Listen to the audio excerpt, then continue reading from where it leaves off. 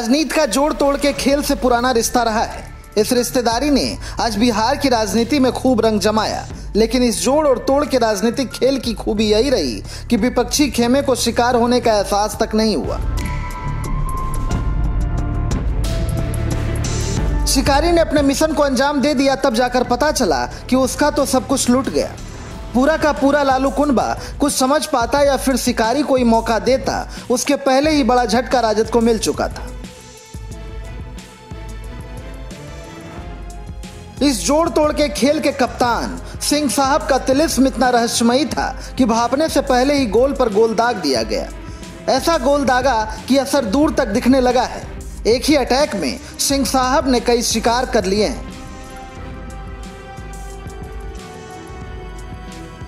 बिहार की सत्ताधारी पार्टी जदयू ने ऑपरेशन राजद की शुरुआत वैसे तो 4 मार्च 2020 से ही शुरू कर दी थी, लेकिन इस मिशन में तेजी आज से 21 दिन पहले यानी 2 जून से शुरू की गई थी। मुख्यमंत्री की सहमति के बाद उनके विश्वास पात्र ने मिशन को अंजाम देने की कार्रवाई शुरू कर दी। लक्ष्य था कि इस महीने के अंत तक शिकार कर लेना है। वैसा ही हुआ और 23 जून को ही ऑपरेशन राजद सफल हो गया और 8 में से 5 विधान पार्षद राजद छोड़कर जदयू में शामिल हो गए।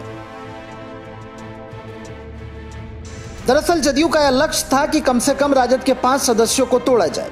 पार्टी को इस अभियान में शुरुआत में ही बड़ी सफलता मिल गई, जब 4 विधान पार्षदों ने 10 दिन पहले ही राजद छोड़ जदयू में शामिल होने संबंधी प्रस्ताव पर सहमति दे दी और बाजाबता हस्ताक्षर भी कर दिया। ये विधान पार्षद थे राधाचरण सेठ, दिलीप राय, कमरे आलम और संजय प्रसाद। लेकिन जदयू के लिए समस्या खड़ी हुई कि कम से कम 5 एमएलसी चाहिए, तभी जाकर विधिवत जदयू में शामिल कराया जा सकता था। राजद को झटका देने की जिम्मेदारी संभाल रहे सांसद ललन सिंह को इसमें थोड़ा वक्त लगा, लेकिन 3 दिन पहले ही उन्हें कामयाबी मिल गई जब रणविजय सिंह ने भी राजद छोड़ जदयू में शामिल होने पर सहमति दे दी। 2 दिन पहले ही उन्होंने जदयू में शामिल होने संबंधी प्रस्ताव पर साइन कर दिया। इस तरीके कुल 5 सदस्य राजद छोड़कर जदयू में शामिल होने पर अपनी मुहर लगा दी।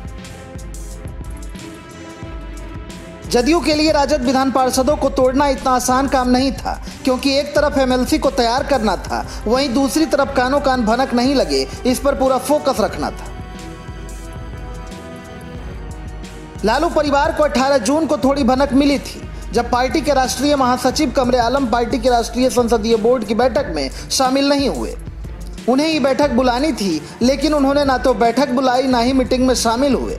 तब लालू परिवार के कान खड़े हुए। जब कमरे आलम को फोन किया जाने लगा तो उनका मोबाइल फोन स्विच ऑफ बताया जाने लगा। लालू यादव की शंका थोड़ी गहराने लगी। जानकार बताते हैं कि आनन फानन में प्रेमचंद गुप्ता से जानकारी ली गई कि कहीं दाल में काला तो नहीं।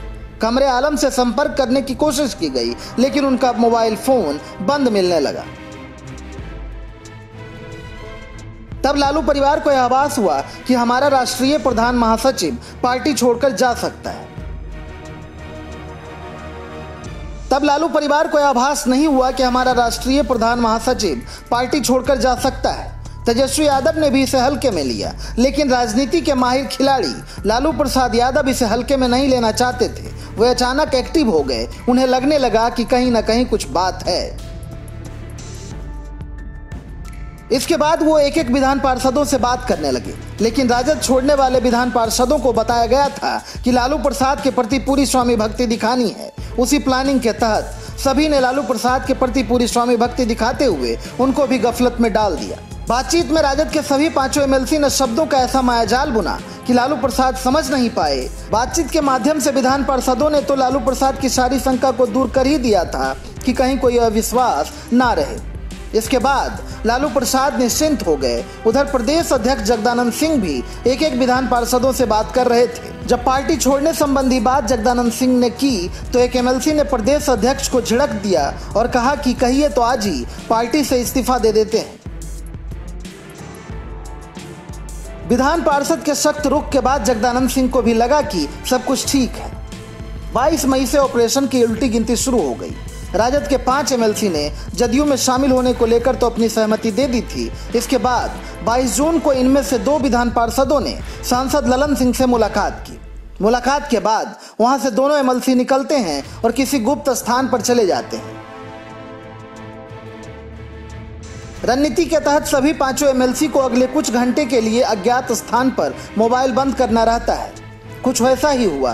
22 जून की दोपहर 3 बजे के बाद सभी विधान पार्षद अपने आवास से किसी गुप्त स्थान पर चले गए।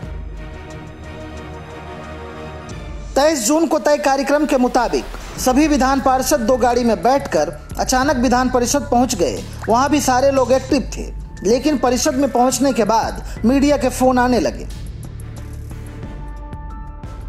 तब जदयू के रणनीतिकारों ने मीडिया कर्मियों को गच्चा दे दिया और खबर भिजवा दिया कि सारे एमएलसी सीएम हाउस चले गए।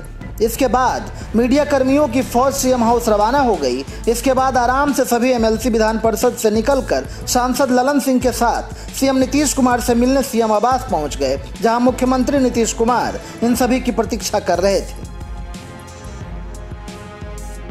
मुख्यमंत्री आवास में नीतीश कुमार ने सभी 5 विधान पार्षदों को जदयू की सदस्यता दिलवाई। इसके बाद सीएम नीतीश इन सभी को गेट तक छोड़ने आए।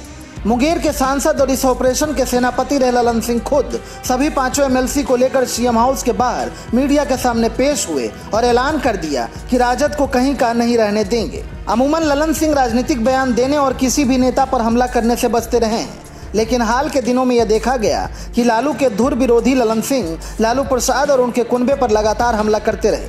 उन्होंने यहां तक कहा कि थाली पीटने वाले लोग बहुत जल्द ही छाती पीटेंगे। हुआ भी कुछ ऐसा ही। ऑपरेशन ब्रेक आरजेडी के कमान संभाल रहे ललन सिंह अपने बयान से सब कुछ साधने में जुटे थे, लेकिन नेता प्रतिपक्ष अपने किले से ठाठ से बयान जारी करते रहे। लालू और उनके लाल जब तक कुछ समझ पाते, तब तक ललन सिंह ने परिषद से राजद का सुपड़ा ही साफ कर दिया। न्यूज़ 4 नेशन की रिपोर्ट।